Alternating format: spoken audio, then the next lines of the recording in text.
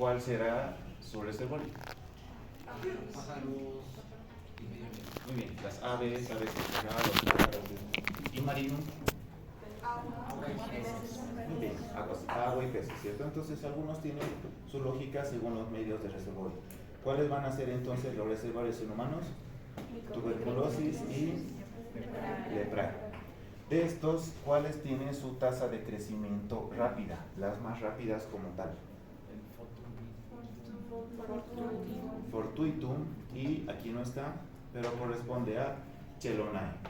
Mientras que Leprae, si se dan cuenta, no tiene un crecimiento rápido, por ende su crecimiento va a ser mucho más lento. ¿Cuáles van a crecer en un medio de temperatura ideal a 37 grados? Prácticamente todos, ¿no? ¿Cuál no tiene crecimiento ideal?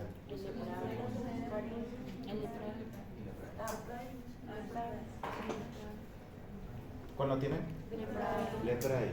Estos tienen una proteína llamada la proteína del choque térmico, donde le va a dar la característica de crecer en esos medios, o sea, de sobrevivir a medios que van a ser inocuos para ellos.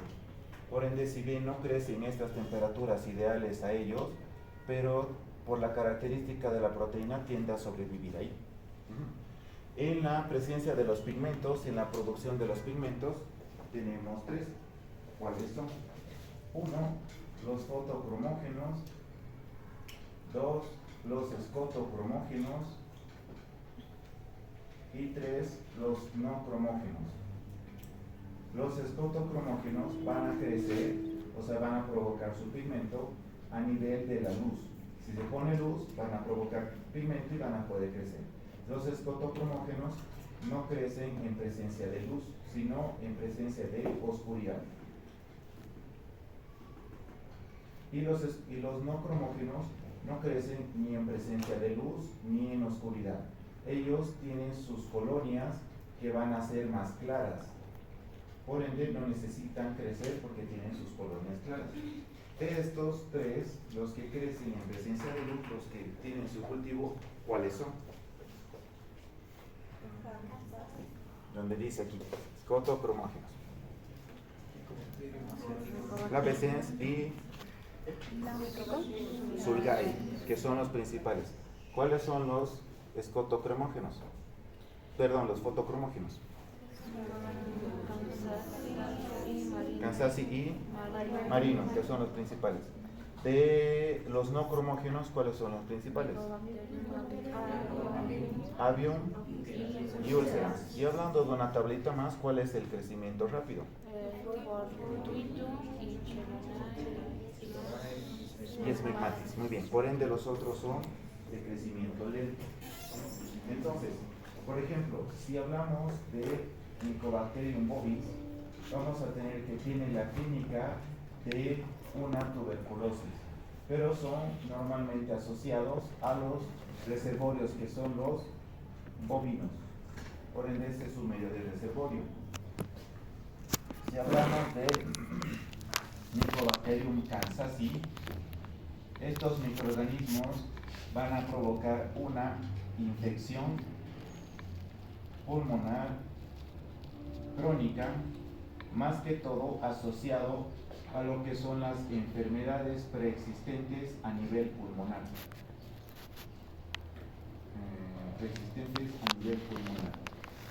Y incluso atacan a lo que son los inmunocomprometidos. Ese es Kansasi. Si hablamos de Mycobacterium avium, igual ocasiona lo que es la infección de tipo pulmonar, pero asociado a lo que es los ganglios linfáticos. Por ende, los ganglios linfáticos van a estar inflamados y asociados. Y más que todo cuando se presenten pacientes que tienen VIH avanzado. Si hablamos de Mycobacterium fortuitum, va a provocar infección de la piel y de los tejidos blandos, más que todo cuando tienen una lesión preexistente. O sea, se produce una lesión y eso te va a llevar a una infección de piel y posteriormente o llegar a los tejidos blandos.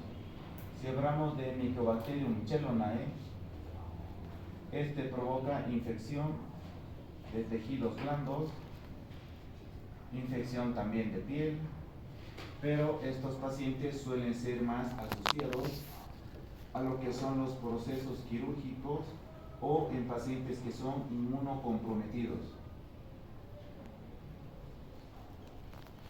Si hablamos de Mycobacterium marinum, ocasiona infección de los tejidos blandos, también de piel, pero el medio del reservorio va a ser las aguas contaminadas o las aguas.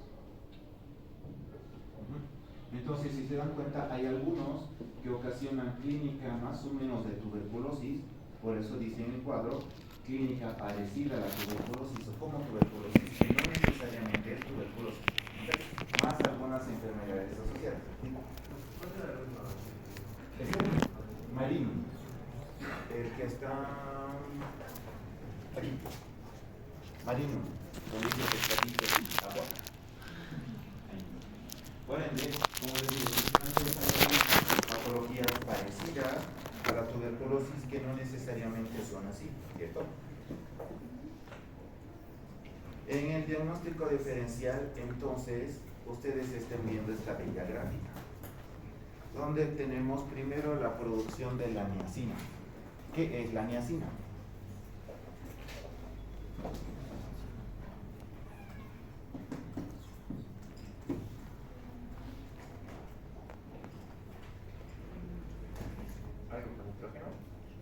No. Recordemos, niacina es una proteína. ¿Cuáles son las proteínas? O sea, perdón, es una vitamina.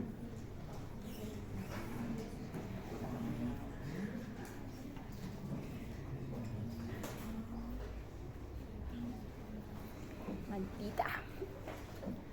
¿Cuáles son las vitaminas? Vitamina A, vitamina B, vitamina C. Entonces, ¿cuál será A, B, C, D, E? ¿Cuál será la niacina? B. Muy bien. ¿Cuál es la vitamina B1? Tiamina. ¿Cuál es la vitamina B2? Riboflavina. ¿Cuál es la vitamina B3? Niacina. Ah, ahí está presente la vitamina. Entonces, ¿cuáles son los microorganismos que utilizan la niacina? Tuberculosis y posiblemente chelonae. Esta vez significa variante. Entonces, utilizan lo que es la niacina. Como precursor, utilizan el triptófano para producir lo que es el NADH más el NADPH. Y de esa manera intervenir en varios procesos metabólicos, ¿cierto? Por ende funciona en NADH y en NADPH. Es fácil. Luego está la nitrato reductasa. ¿Cuáles son ocasionantes de nitrato reductasa?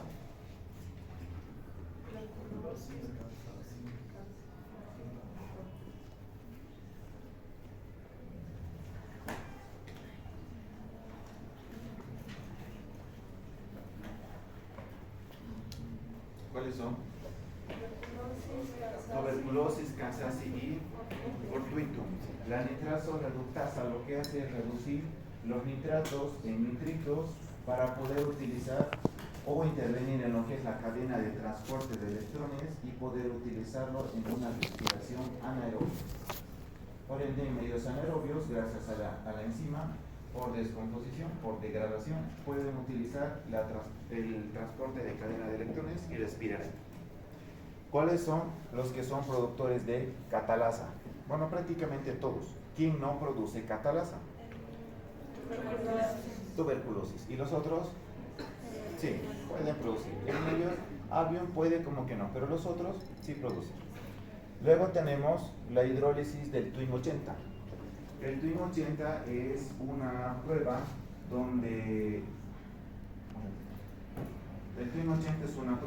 se va a adicionar un inóculo para que se produzca un cambio de coloración. Si hablamos del TWIM 80, hay una enzima que es la esterasa, que va a romper lo que son los enlaces éster del TWIM 80 para provocar ácidos grasos. Cuando se añade un medidor de pH, este medio tiende a cambiar de un color amarillo a un color rojo o rosado. Prácticamente es para ver si está presente o no en el medio. Por ejemplo, esta prueba, lo que es el Twin 80, es también llamado polioxietilensorbital monohidrato, donde si se dan cuenta, polioxietilensorbital monohidrato. Entonces, esta prueba lo que hace es, si nosotros tenemos un medio de color amarillo y le agregamos el medio y no cambia de coloración, será una prueba negativa. Cuando se produce este medio en un medio y cambia de color a rojo o rosado, es una prueba positiva.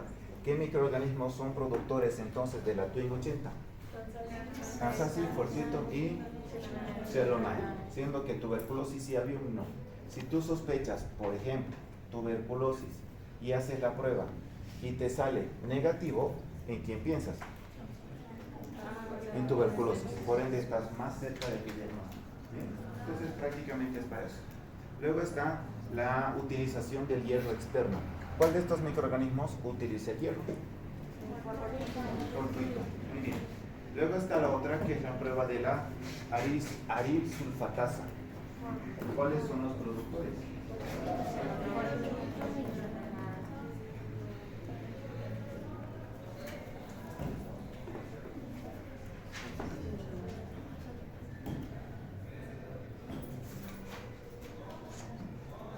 Lo que hace la arilsulfatasa es actuar sobre el éster sulfúrico aromático para convertir los compuestos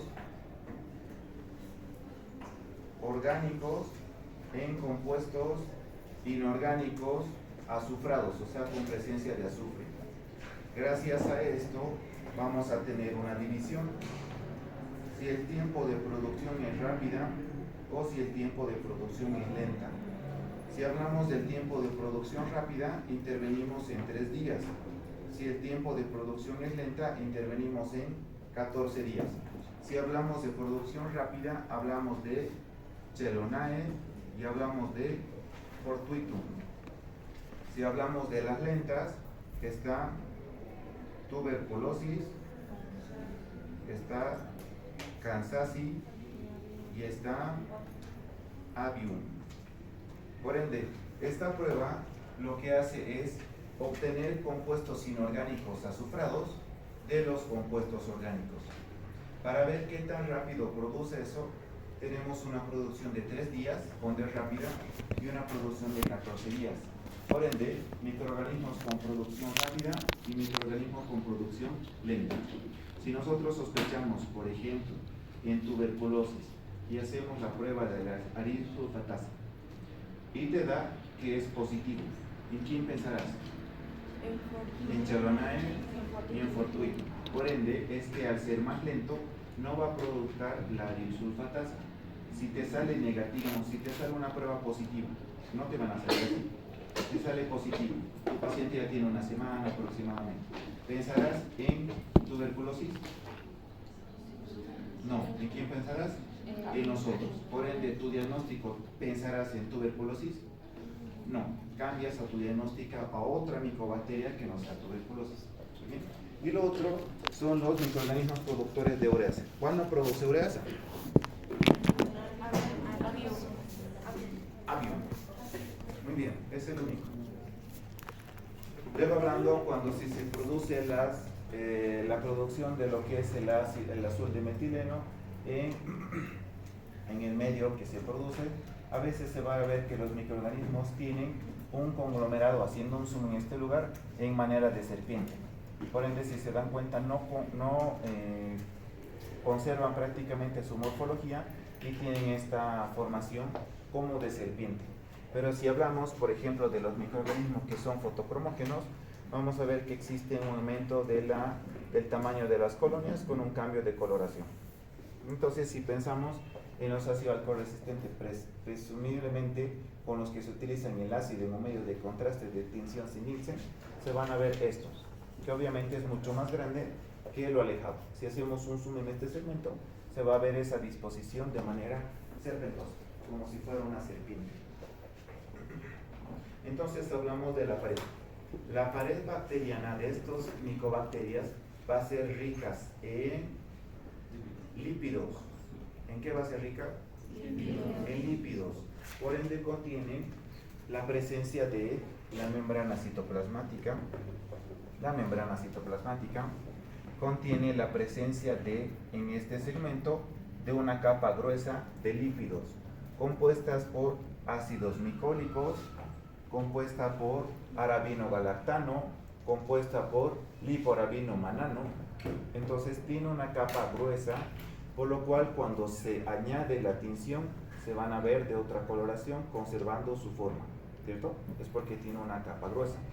Entonces, si hablamos de la capa de los peptidoglicanos, ya saben que está compuesto por una capa de N-acetilglucosamina más una capa de N-acetilmurámico más una capa de ácido glutámico.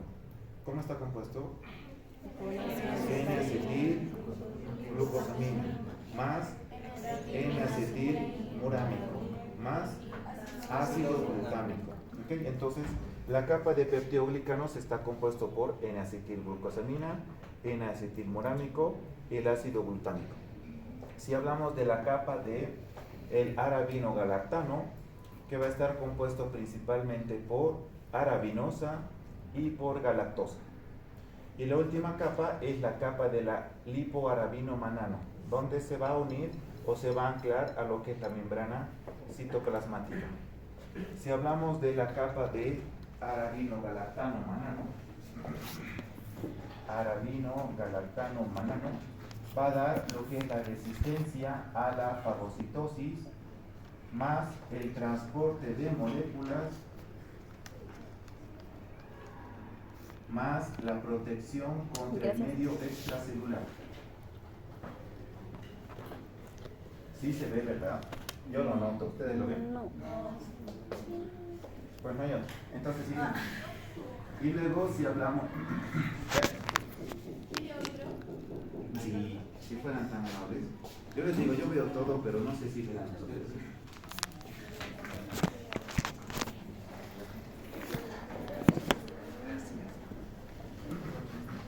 Ay, tengo hambre.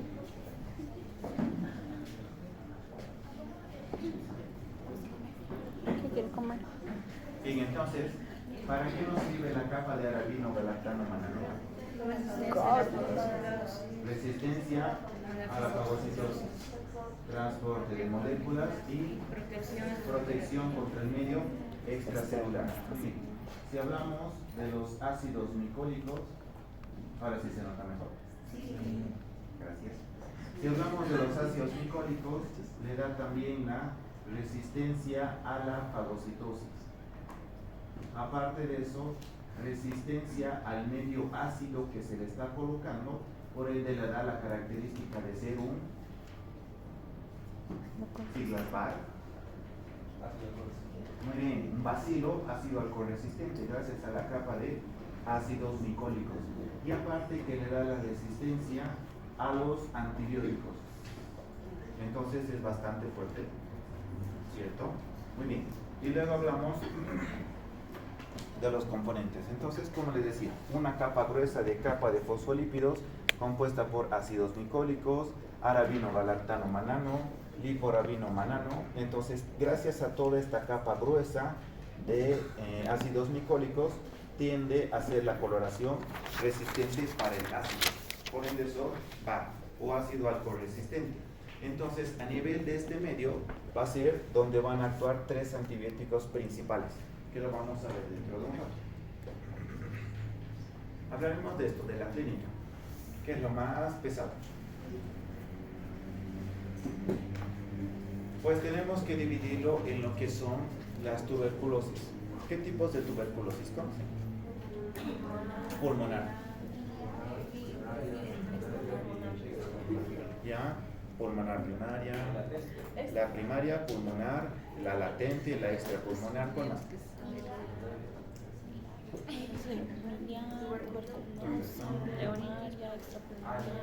y la miliar, se olvidan de la miliar. Entonces hablaremos de eso. Pues lo haremos resumido, porque es demasiado largo. Hablar de tuberculosis es un capítulo. Entonces, la tuberculosis lo que comienza es de la manera siguiente. Los microorganismos, ¿por dónde se llegan a contagiar? ¿Cómo? Por vía aérea. Vayan ustedes haciéndose una imagen en su cuerpo. ¿Listo? Por vía aérea. Por vía aérea, entonces se contagia mediante las gotitas de aerosoles, las gotitas de aire de una persona a otra persona. ¿Cierto? De ahí, ¿a dónde va a llegar? A lo que son los pulmones. ¿Bien? Una vez que llega a nivel pulmonar, a nivel pulmonar, se va a instalar principalmente a nivel de los lóbulos inferiores o de los lóbulos medios. ¿Ya? Este va a ser su lugar de actuación. ¿Por qué? Porque en este lugar existe una mayor cantidad de relación ventilación-perfusión. ¿Ya vieron lo que es eso? Medio o inferior. ¿Cuándo ven pulmonar en fisio? ¿Fisio 2? Creo que lo Sí. Antes lo veían en fisio 1. Quinto 4. Bueno, la idea es que la relación ventilación-perfusión, o sea, donde hay mayor ventilación y perfusión, es a nivel de los lóbulos inferiores y medios. ¿Okay? Por ende, este microorganismo va a llegar a instalarse ahí. Una vez que se instala en este lugar, por ejemplo, se va a instalar a nivel de este lugar y va a ocurrir el proceso de la fagocitosis por los microorganismos fagocíticos, principalmente los macrófagos. Los macrófagos entonces van a llegar y van a comerse al microorganismo y ahí va a pasar. Pues no, una vez que lo llega a fagocitar, va a formar el complejo fagolisosoma. Pero este microorganismo, como tiene resistencia a la fagocitosis, logra evadir lo que es la fagocitosis. Posterior a eso, va a aumentar lo que es la respuesta inmune del cuerpo, atrayendo a otras moléculas también fagocíticas, por ejemplo, los linfocitos T. Entonces ya en este medio están los macrófagos más los linfocitos T. Una vez que esté instalada con estos dos microorganismos, va a provocar lo que es un granuloma, que es una estructura cilíndrica como la que ven a la derecha. Va a ser una estructura cilíndrica que va a tener en el núcleo, o sea en la parte central, va a tener lo que es una necrosis caseosa, o lo que es el casium, que lo vamos a ver en este medio como si fuera un medio friable blanquecino amarillento. Medio friable blanquecino amarillento. ¿Les gusta el queso? Les gusta un quesito. ¿Les gusta el queso? Entonces cuando coman queso piensen en necrosis caseosa. Muy bien. Rico, rico. Y le puse esto porque esto vende en el mercado, ¿cierto? Así que cada que coman recuerden eso, para que no se olviden. Entonces, cuando ustedes estén comiendo un granuloma, una necrosis gaseosa, se van a acordar del tuberculosis. Y si se dan cuenta, es un medio friable blanquecino color amarillento, ¿cierto? Este medio, lo que es la necrosis gaseosa, va a ser ocasionado por lo que son los fosfolípidos de la membrana, o sea, de la pared celular. Aparte de eso, todo esto que estamos viendo es el granuloma. La parte central es el tejido necrótico y alrededor lo que van a ver es la presencia de los macrófagos más los linfocitos T. Por ende, estos que están viendo aquí son los macrófagos más los linfocitos T. Alrededor de lo que es la zona del granuloma. Cuando se produce entonces el granuloma en este segmento, va a provocar una instalación en este lugar, por ende una instalación mayor, dañando a lo que es el tejido. El granuloma, entonces, ya que esté ahí presente, más la instalación del bacilo, más la presencia del granuloma, vamos a formar lo que es el foco de Bond, que es el foco primario que se forma aquí. Si posterior a eso, el foco no se queda limitado simplemente a nivel de los pulmones, va a ocasionar la presencia de el complejo de Bond. Para el complejo de Bond ocasionamos la unión de lo que es el foco de Bond más la afectación de lo que son los ganglios linfáticos. Entonces, si el foco no se queda simplemente ahí, llega a migrar hacia lo que son los linfáticos regionales, hablamos de lo que es el complejo de Ghon. ¿Ok? Si posterior a eso, el complejo de Ghon ya se queda autolimitado como tal, quiere decir, entre comillas, vamos a poner, que se va a curar la enfermedad, vamos a obtener la fase de lo que es la fase de calcificación o la fase calcificada, donde en esta fase se van a añadir lo que son las sales minerales, principalmente el calcio. Entonces, a nivel de cuando se le toma una radiografía de tórax, cuando se está viendo, en este caso, una zona calcificada, eso se va a llamar lo que es el complejo de Ranke. Si posterior a eso el microorganismo no logra limitarse a este segmento, logra evadir un poco más allá, llegando incluso a la sangre, va a entrar en una manera más latente. Por ende va a estar latente o esperando, o la infección que va a provocar va a ser prácticamente mínima. Por ende va a estar latente en el cuerpo. Y en este caso se lo va a detectar mediante las pruebas que son las PPDs, o la prueba de Mantoux, o la prueba de la tuberculina. ¿Okay? Entonces, esa es la forma en la que se ocasiona la tuberculosis primaria. Si hablamos de la tuberculosis primaria, entonces tenemos que hablar de la clínica. La clínica en una tuberculosis primaria va a ocasionar una tos más seca, por ende todavía no va a ser productiva. La tos que se va a provocar ahí va a ser seca. En la clínica, aparte de eso, ¿creen que esta persona va a tener fiebre? Pues va a tener una fiebre leve, más fatiga, más malestar general. Esa es una clínica de un paciente con tuberculosis primaria. Si posterior a eso, la tuberculosis se queda ahí, ¿cierto? Porque ya prácticamente se curó. Entonces, en la radiografía, ¿qué se va a ver? Una persona que está curada. La calcificación, donde se va a ver en la radiografía del tórax las áreas calcificadas. Bien, entonces el microorganismo, digamos que se autolimitó la infección, se va a quedar más o menos latente. Cuando se produce, en este caso, una reactivación o se produce una reinfección por alguna causa, digamos a pacientes asociados a lo que es el VIH, por ejemplo, a pacientes con neumonías, alguna otra alteración de lo que es el lugar, te va a dar entonces lo que es la tuberculosis pulmonar confirmada. O sea, se está provocando, el sitio hasta ahorita ya quedó latente, porque por alguna causa se limitó. Si posterior a eso se produce la reactivación por alguna causa o reinfección, hablamos de la tuberculosis pulmonar confirmada. En esta tuberculosis va a ocasionar la clínica, por ejemplo, la tos, que en este caso ya la tos se convierte en tos de tipo productiva, asociado en este caso a tos con sangre. ¿Cómo se llama la tos con sangre? Muy bien, se produce la hemoptisis. Además de eso se va a asociar a la fiebre. ¿Cómo creen que será la fiebre? ¿Ocasiona fiebre en este caso? Sí, y va a ser una fiebre mayor.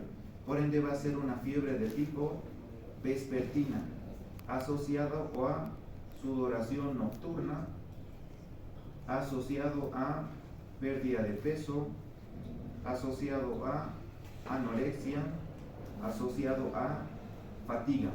Entonces la clínica es mucho mayor. Sí, y posterior a eso el microorganismo no se logra limitar aquí. Ya después de eso va a provocar una invasión de lo que son los lóbulos superiores. Lóbulos superiores a nivel del pulmón. Ahí se instala y va a causar esta clínica. ¿Okay? Si posterior a eso la infección no se limita, tiende a evolucionar un poco más allá Ya dijimos que el microorganismo, una vez que no se logra limitar simplemente a los ganglios linfáticos regionales, puede ir un poco más allá. Ya serían los ganglios linfáticos regionales, donde es una mayor región, que todavía no es tan distante, porque está cerca de donde se produjo la infección. Si posterior a eso no se logra la limitación, vamos a hablar de otro tipo de tuberculosis, donde la invasión no logra limitarse simplemente a los pulmones. Puede ir al sistema nervioso central, puede ir al estómago, puede ir a los riñones, puede ir incluso a la columna vertebral. Hablamos entonces de la tuberculosis miliar, donde la clínica en la tuberculosis miliar es no tanto así. Fíjense, tos. ¿Creen que ocasiona tos la tuberculosis miliar? No, puede ser variable. Puede que ocasione, pero en este caso sería leve. Parece ilógico, ¿verdad? Pero les voy a explicar por qué. Por ende, la tos que ocasiona es leve o variable. Puede que sí o puede que sea medio fuerte, esa es la idea. Pero va a ocasionar una tos no tan molestosa. ¿Creen que ocasione fiebre? Pues sí, en este caso va a ocasionar una fiebre, eso va a ser más de tipo persistente, va a persistir mucho tiempo. Aparte de eso, que también se asocia a lo que es la sudoración nocturna, más lo que es la debilidad, más lo que es la anorexia, más lo que es la pérdida de peso. Entonces, esta persona tiene otra clínica. ¿Por qué? Lo que me importa es que la tuberculosis miliar prácticamente no se logra limitar a los pulmones. ¿Dónde se logra limitar? ¿Dónde se logra limitar? Extrapulmonar. ¿Ok? Por ende, la miliar, cuando ustedes hablen de miliar, piensen más en una manifestación de tipo extrapulmonar, o sea, sistémica. ¿Ok? Piensen en una manifestación sistémica. Por ende, le digo, la clínica a nivel de pulmón es más leve. Por ende, la tos es menos. ¿Okay? Y una tuberculosis miliar es mucho más sistémica y pronunciada que una tuberculosis pulmonar primaria o confirmada. ¿Okay? Entonces, si hablamos de los ganglios linfáticos donde va a provocar la tuberculosis, hablamos de que ocasiona los ganglios linfáticos a nivel sistémico. ¿Se dan cuenta cómo invade otros ganglios linfáticos? Los ganglios que llegan al sistema nervioso, a la columna vertebral, a otros órganos, por ejemplo los riñones. Entonces es otro tipo de alteración, ¿cierto? Si nosotros hablamos en este caso de una tuberculosis primaria, ¿con qué prueba creen que vamos a tratar? ¿O con qué prueba creen que podemos actuar? Con lo que es la PPD. Si nosotros hablamos de la tuberculosis pulmonar confirmada, ¿con qué creen que hablamos? De la baciloscopía más el cultivo. Como tiene esta persona ya expectoración, ¿qué tenemos que tomarle? Baciloscopía. Y de ahí hacer un cultivo, exacto. Pero si hablamos de la tuberculosis miliar, ¿qué laboratorios creen que hay que tomarles? Primero, los hallazgos clínicos. ¿Por qué le pongo esto? Porque tiene mucha clínica aparatosa, ¿cierto? Aparte de eso, ¿qué más tendrán que tomarle? La presencia de una biopsia, donde se está ocasionando, si es a nivel renal, gastrointestinal, si es a nivel del sistema nervioso. También se le puede tomar las pruebas de la PPD, más las pruebas de una radiografía o, en caso extremo, una tomografía para ver dónde está llegando el microorganismo. Entonces, si se dan cuenta, las pruebas varían según dónde es la composición del microorganismo. ¿Bien? ¿Se entendió? Sí. Este es un capítulo. En la tuberculosis confirmada, ¿qué tipo de tos era? ¿Qué tipo de qué? Tos. Tos productiva. ¿Qué es productiva? Que ya tienes presencia de tos continua. Como cuando ustedes están con tos y botan flemas, esa es una tos productiva. Entonces la tos es tan fuerte que te va a llevar a tos con sangre, o sea, la hemoptisis. ¿Okay? Entonces, si alguna vez ustedes ven una persona que tiene tos seca, no siempre descarten la tuberculosis, porque puede ser una primaria. ¿Okay? Si ustedes ven una persona con tos con expectoración, ¿qué tienen que pensar? Neumonías, tuberculosis, puede ser un EPOC, etcétera, etcétera. Pero ahí también va asociado tuberculosis del tema que estamos hablando. ¿Okay? Entonces, como les digo, en las manifestaciones, cuando es una pulmonar primaria, suele ser más limitada. ¿Dónde se invaden los ganglios? Linfáticos periliares o peritraqueales, en este segmento. Si hablamos de una tuberculosis pulmonar confirmada, es una invasión hacia lo que son los vía aérea superior, o sea, los lóbulos superiores del pulmón, más los ganglios linfáticos un poco más regionales. Y si hablamos de la tuberculosis miliar, ya estas personas tienen una afectación más de tipo extrapulmonar, ¿okay? Donde se hablan esos casos. Cuando se tiene una alteración, en este caso, de la pleura, cuando los microorganismos tienden a ocasionar un nivel de la pleura, ocasiona lo que es la pleuritis tuberculosa, donde estas personas tienen dolor de pecho, ¿okay? Como más o menos ocasionado un infarto, algo así, pero es por un dolor de pleuritis, por presencia de tuberculosis. ¿Okay? Si hablamos en este caso de el granuloma que está formado aquí, que está compuesto por un núcleo gaseoso más la presencia de los macrófagos y los linfocitos B, este granuloma, ¿por qué va a estar conformado?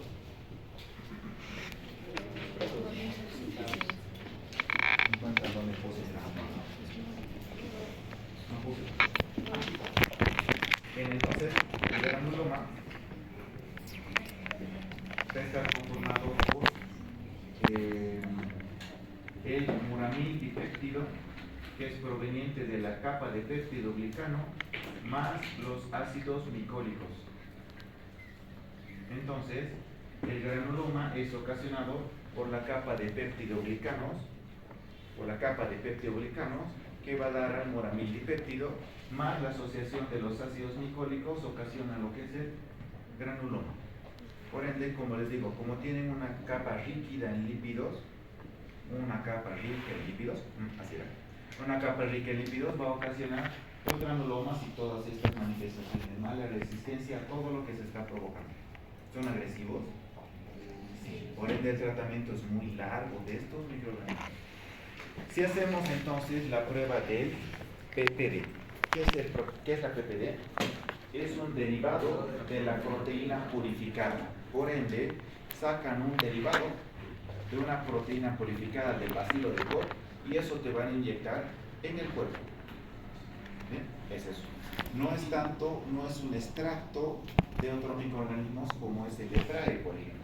Esto es un derivado de la proteína. Entonces, para entenderlo mejor, ¿cómo se hace la prueba del PPD? ¿Alguna vez lo vieron? ¿Alguna vez les hicieron? Esperemos que no. ¿Cómo se hace? Bueno, obviamente ahí está la gráfica. Y ahorita le voy a poner un video. Pero ¿cómo se hace? PPD. ¿Cómo se hace la prueba de PPD? ¿Cómo también es llamada el PPD? Tuberculina, o también llamado prueba de Mantoux, o algunos, si son más finos, le van a decir prueba de Mantoux. Van a escuchar en los hospitales cuando prueban Mantoux positivo, pero ustedes son finos y van a decir no, es Mantoux. Entonces, ¿cómo se llama también? PPD, tuberculina, Mantoux. ¿Cómo se hace? ¿Inyecta PPD dónde? Si no, porque está ahí. Muy bien, entonces veamos, a ver si tiene audio.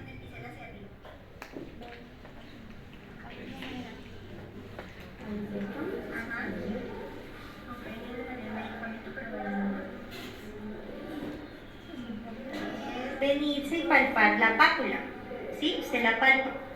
Entonces, ¿usted qué hace? Usted palpa la pápula, entonces usted hace esto. hace una línea hasta donde el lapicero le llegue. Y aquí otra línea de aquí para acá hasta donde el lapicero le llegue, ¿sí? Y ahí delimito la pápula. Si quiere la puede hacer del otro lado. Mire, hasta ahí ya no me deja pasar. Mire que dio perfecta. Entonces, ¿qué hago? La mido con la regla de tuberculina, que mide en milímetros. Siempre la PPD se mide en milímetros. Entonces, mido aquí. Desde el 0, ella me dio.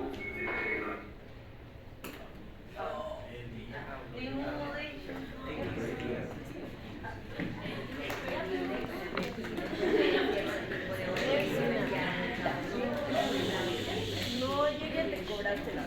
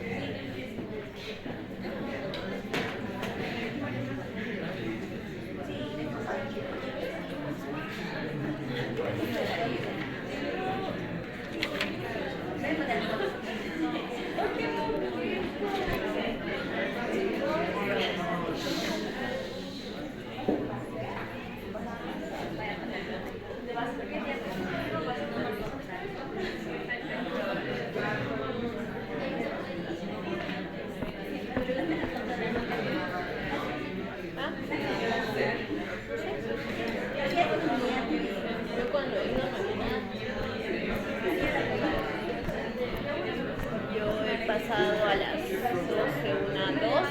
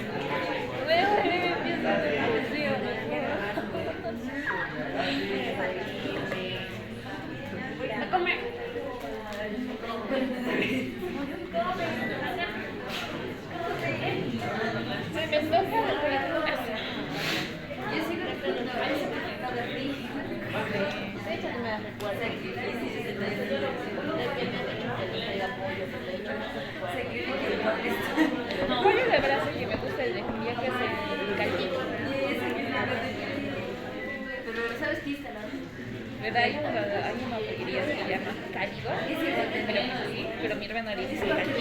Yo también le digo Caldito. Ella se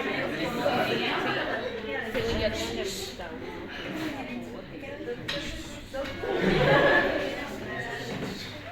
¿Ya vieron? Se paró. Me pausamos. Sí. Que está ahí. Pero no tanto. Bueno, está fue explicado igual. La idea es que a nivel, sobre todo del antebrazo, se va a colocar una inyección por debajo de la capa superficial de la piel. Se coloca la inyección y aquí contiene lo que es la prueba de la tuberculina, la PPD. ¿Cuál es la idea? Provocar una pápula en este segmento. Bien, que es, bueno, al principio se va a provocar una roncha. ¿Ya? Esa roncha se desaparece.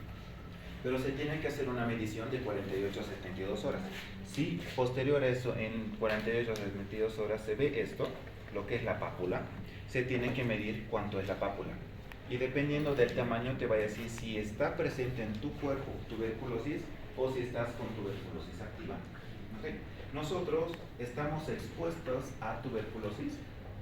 ¿O no? ¿Sí? ¿Por qué? Este aquí es tuberculoso en la U. Ustedes viven en su casa y en la U prácticamente. Bueno, cuando van de fiestas es otra cosa. Pero hablaremos de una persona normal, estudiosa, que no son ustedes. Va de la U a la casa. Están expuestos en casa o aquí en la U a un tuberculoso, haber cursado uno activo, van a brotes hospitalarios. Entonces, ¿cuál es el riesgo de contagio alérgico?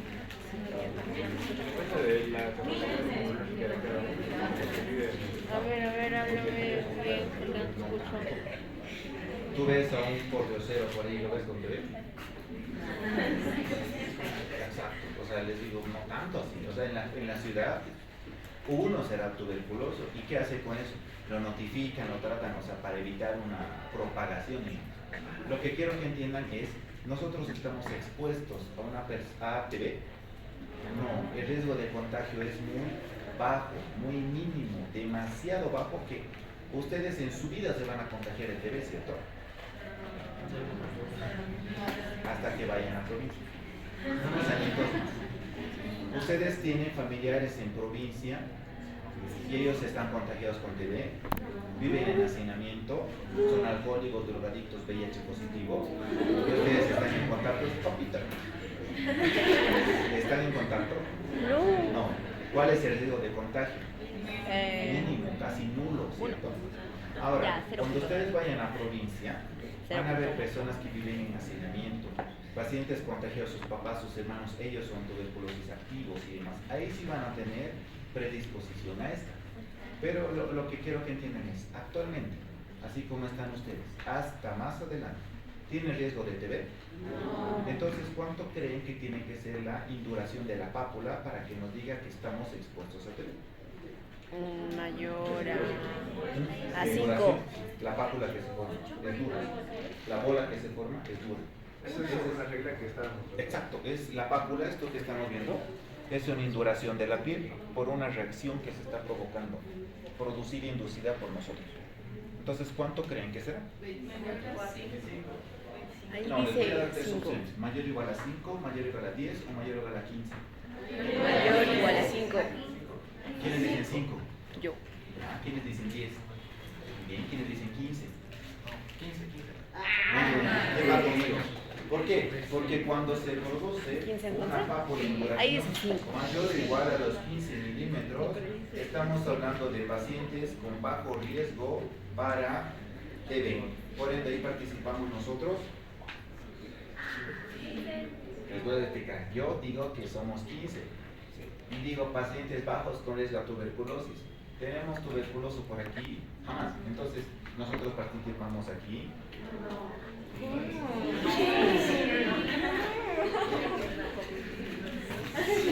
Nosotros participamos aquí. Cuando hablamos de mayor o igual a 5 milímetros, hablamos de aquellas personas que tienen tuberculosis activa o aquellas que ya cursaron con la tuberculosis, más aquellos pacientes que tienen VIH o aquellos pacientes que tienen terapia inmunosupresora. Por ejemplo, pacientes con cáncer o pacientes que son tratados por tuberculosis. Si hablamos de mayor o igual a 10 milímetros, hablamos de aquellas pacientes que tienen SIDA, que son pacientes drogadictos, que van a tener un alto riesgo para tuberculosis. Por ejemplo, pacientes con enfermedades hematológicas, ahí está presente la anemia, etcétera, etcétera. También hablamos de las enfermedades metabólicas, por ejemplo, la diabetes mellitus, sobre todo pedosis tipo 1. Hablamos de los pacientes con pérdida de peso, por ejemplo, los pacientes con anorexia. También hablamos de los pacientes que están encargados de laboratorio. Por ejemplo, las personas que pasan el área de microbiología, y me incluyo, o los pacientes o las personas que son infectólogos, cuando están en contacto con pacientes tuberculosos y demás, ¿cierto? Entonces, hay varios estándares donde tienen que calificarse mayor o igual a 5, mayor o igual a 10 o mayor o igual a 15. ¿Donde nosotros pertenecemos? Muy bien. Entonces, si se dan cuenta, hay estándares para calificar en el tamaño de la pápula, ¿cierto? Digamos, por ejemplo, tú te haces la prueba de la PPD y te sale mayor o igual a 5 milímetros. ¿Ok? Pero tú tienes una tosecita de 2 semanas, de perro, así seca, horrible. Entonces, con esta pápula de mayor a 5 milímetros que vas a ver ahí formado, más tu clínica, pensarás en que tú tienes tuberculosis. ¿Sí, no? O si no tienes tuberculosis primaria, puede que tengas VIH. ¿Ok? Entonces tú no sabes, pero gracias a esta prueba bendita, tú sabes que eres tal vez un portador de VIH y que tal vez estás manifestando la tuberculosis en tu cuerpo, ¿cierto? Y tú crees que es simplemente un virus de 2 semanas, ¿verdad? Si tú eres una persona que sueles meterte muchas drogas, sueles estar más en contacto con los drogadictos que hay en la calle, lo que son los pordioseros, lo que son los, ¿cómo se llaman? Los inhaladores. No, los inhaladores de drogas y los inhaladores crónicos de sustancias feas o libres, como pegamento. Los cleferos, exacto. Si tú estás en contacto, tus amigos son cleferos, esas personas, digamos que se hacen una prueba de PPD y les sale mayor o igual a 10 milímetros. Esas personas son drogadictos, tienen un potencial para TB, ¿cierto? Pero tal vez ellos ya están en etapa de SIDA. No lo sabían, pero ya están en etapa de SIDA. Por ende les dan mayor a 10 milímetros con clínica de tuberculosis y están pensando en tuberculosis asociado a SIDA. Esa es la idea, ¿no? Aunque la tuberculosis no esté simplemente activa, pero puede que esté en tu cuerpo, latente. Entonces lo detectamos a tiempo porque en unos días ya te va a causar la clínica de la tuberculosis. ¿Ok? Esa es la prueba de la referencia. Con el bisel lacial. Entonces, si hablamos del diagnóstico, pues tenemos que ver a los resultados cuando son negativos o cuando son positivos. Si se hace un extendido donde se van a observar 300 campos mínimos y no ves un bacilo tuberculoso ácido alcohol resistente, ¿pensarás en tuberculosis? No, porque son negativos. Si ves un bacilo normal, ¿pensarás en TB? No, porque tienen que ser ácido alcohol resistentes. ¿Okay? O sea, lo mismo que vimos rojito con medio azul, vas contando uno en 300 y estás jodido. Porque luego de eso tienes que hacer el conteo. Y luego de eso vas a hacer, después del extendido, si vas a ver de 1 a 9 bar, ya lo consideras si vas a ver si es 1, 2 o 3 cruces. Si es un positivo 3 cruces, vas a observar 100 campos. Y realmente los microbiólogos se toman ejemplos. Vas a observar 100 campos. Si en esos 100 campos observas de 10 a 99 bar, consideras positivo una cruz. Así se llama, ya les enseño. Positivo una cruz. ¿Ok? Si en ese campo ya reduces, vuelves a hacer el conteo y ves en 50 campos que vas a tener de 1 a 10 bar, ¿cuánto es? 2. Positivo 2 cruces.